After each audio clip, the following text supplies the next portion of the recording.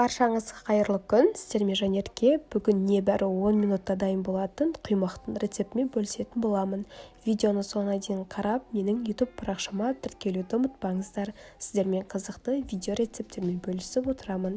Ең алдымен 2 дана жұмыртқамызды шағып аламыз.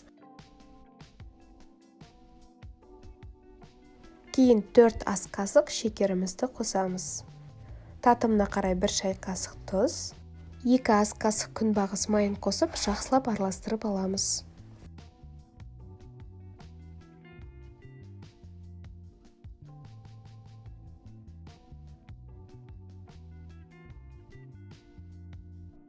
Ал енді жылы сүтімізді де қосып, жақсылап араластырамыз.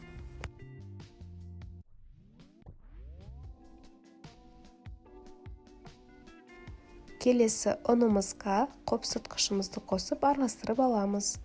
Кейін барып ұнымызды қосып жақсылап венчикпен араластыратын боламыз.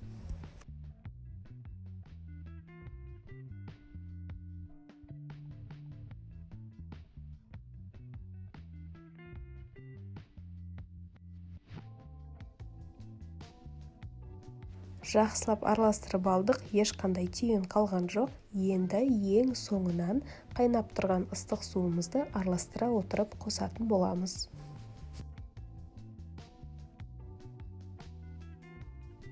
Ең бірінші табаны жақсылап қыздырып аламыз.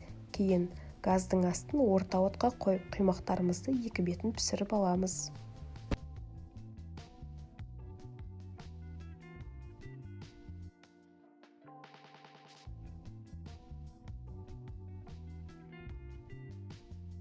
Міне, бүгінгі біздің құймақтарымыз дайын болды. Видео ұнаса лайк басып, пікіріңіз болса комментарий жазуды ұмытпаңыздар.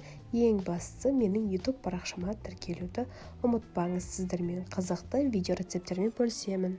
Сіздермен болған Жанерке. Видеомды соңына дейін қарағандарыңызға рахмет.